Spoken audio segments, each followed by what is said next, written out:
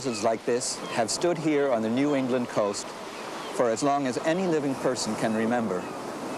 They were beacons to voyagers out at sea. In the 17th century, the vast and unexplored American continent was a beacon for the downtrodden of England and Europe, an opportunity to begin anew. This lighthouse did not exist then, but a light burned and beckoned to those whose lives were beaten down by powers they could not control. Come to America, these shores seemed to say. Come out of darkness into light. Come to a new land and start a new life. The first to come this way and stay were the Pilgrims, a small group of humble English separatists. They were persecuted in England because they refused to conform to the beliefs and remain part of the state church. They were searching for paradise and found instead hell on earth. They arrived after a stormy 9-week voyage in the middle of a terribly cold winter. By spring, half the Mayflower's passengers were dead, including 13 of the 18 married women. The story of the Pilgrims is very familiar. Their dramatic struggle to keep alive and maintain their religious vision is a story often told. But the Pilgrim experience is a kind of foreshadowing of a much larger migration a decade later, and a much more prolonged struggle to keep a vision alive. In 1630, 1,000 Puritans came in 11 ships. And I think the Puritan story is one of the most fascinating tales ever to unfold on these shores. The Puritans lived in small villages like this. By coming to New England, I hope to learn something of who these people were and why they came. They were often misunderstood in their own time, and they are not easily understood now. They were controversial then, and they remain so today. Who were the Puritans? The word itself conjures up all kinds of stereotypes.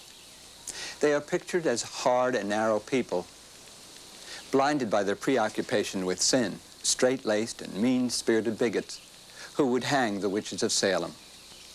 Yet what was often forgotten was that the Puritans were not just characters in a textbook. They were flesh and blood people, people trying to make their lives count for something in an alien wilderness, people who had a vision that was both beautiful and terrible, a vision that would be remembered for all time, yet could never be fully realized in their own time. Unlike the Pilgrims, the Puritans were a powerful force in England. However, King Charles I decided to break their hold on the institutions of power. He began a campaign against them.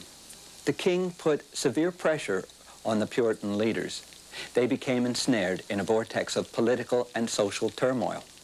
When they became convinced they could not accomplish their goals in England, they cast their eyes to the New World. In villages like this, they hoped to create Christian communities bound together by a covenant with God to live by His rules. Their idea was to live together in a community governed by the spirit of Christian brotherhood, love, and respect. What a lofty, even thrilling concept. The Puritan vision was not new, but here in New England, they actually attempted to live this beautiful philosophy, to make their vision of Zion a reality. Their communities would be an example to the world. Others would see the beauty of their God-led lives, and they would be touched and changed by the example. The very purity of their vision caused them difficulties. Their vision proved hard to impose on the American environment. This idea was more comfortable in the heart than in practice, and so the dream proved more difficult to live than believe. But the Puritans struggled to keep it alive. Why such a lofty vision would come undone is hard to understand.